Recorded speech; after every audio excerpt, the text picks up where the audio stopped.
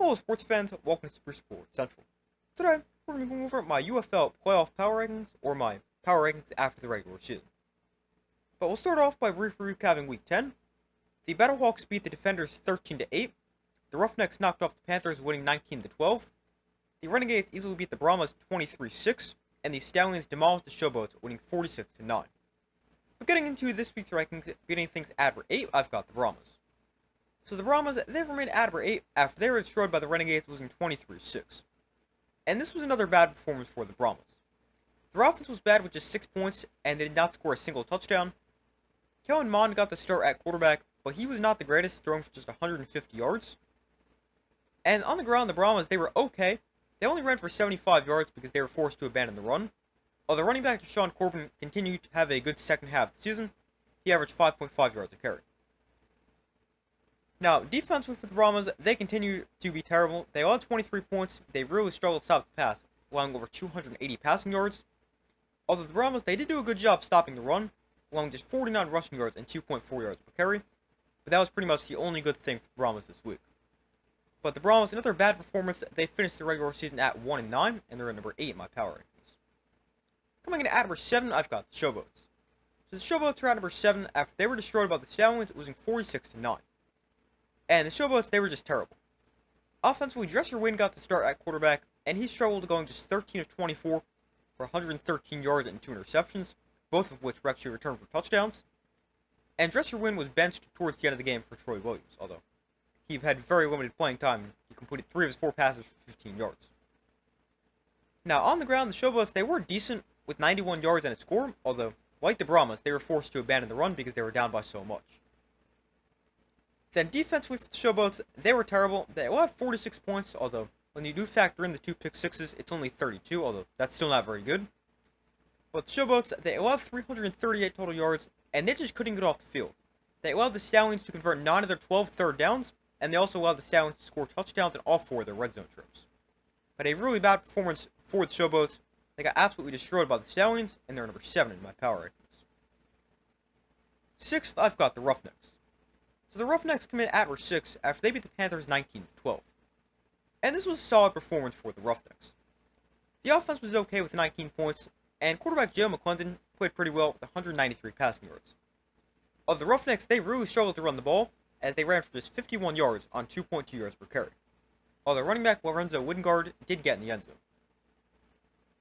Then the defense for the Roughnecks, they played really well. They held the Panthers to just 12 points and forced 4 turnovers, including a big interception to seal the win. Now, this win was a win over a Panthers team who was playing with some of their backups resting key starters, but it is still a decent win for the Roughnecks. They end the season on a good note, winning back-to-back games, and I've got the Roughnecks at number 6. Coming in at number 5, I've got the Renegades. So the Renegades, they've remained at number 5 after they easily beat the Brahmas, winning 23-6. The Renegades' offense played well with 23 points, and quarterback Luis Perez continued to have an extremely good season, as he threw for 283 yards and also ran for a touchdown.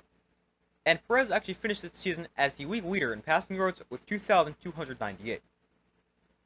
Now on the ground, the Renegades, they did not run the ball very effectively, as they were held to under 50 rushing yards and at just 2.4 yards per carry, although they did run for 2 scores. And tight end Sal Cannella also had a nice game with 5 catches for 86 yards.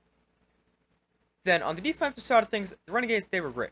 They held the Brahmas to just 6 points, they did not allow a touchdown, they also got 4 sacks and forced a turnover. But a pretty good performance to end the season for the Renegades, and they finished the season at number 5. 4th, I've got the Defenders. So the Defenders come in at number 4 after they lost to the Battlehawks 13-8. And this was not the best performance for the Defenders. Although, I'm not really worried about this because they were playing with their backup quarterback, and the conditions were not very good with all the rain. But the Defenders, they started backup quarterback Mike DeLillo, and he got the start for the first time as a pro, and he was pretty solid with 142 yards and a touchdown. And he was actually the Defenders' leading rusher with 60 yards on 10 carries. Now, while DeLillo ran the ball pretty effectively, the rest of the Defenders' team was not very good, as outside of Mike DeLillo, the Defenders, they had 15 carries for just 46 yards. Now, defensively, the Defenders played pretty well, holding the Brahmas to 13 points and also getting a safety. But the Defenders, they did lose. It was a meaningless game, so I'm not going to drop them, but I've got the Defenders at 4. 3rd, I've got the Panthers. So the Panthers, they check in at number 3 after they lost to the Roughnecks 19-12. The Panthers actually had a chance to win this game. They got the ball back after their defense got a stop, just for them to throw a game-sealing interception the very next play. But the Panthers started Rocky Lombardi at quarterback, and he made his first professional start, although he really struggled. As Rocky Lombardi completed just 8 of his 18 passes for 61 yards and an interception, and he also had 30 yards on the ground, but lost a fumble. And he was not good in his debut, and he actually got benched in the third quarter for Danny Etling. But benching Rocky Lombardi doesn't really make sense, considering the Panthers have nothing to play for. There's really no sense in trying to win this game, but they ended up benching him anyway. Danny Etling came in after they benched Rocky Lombardi, and Etling was okay with 70 yards and an interception.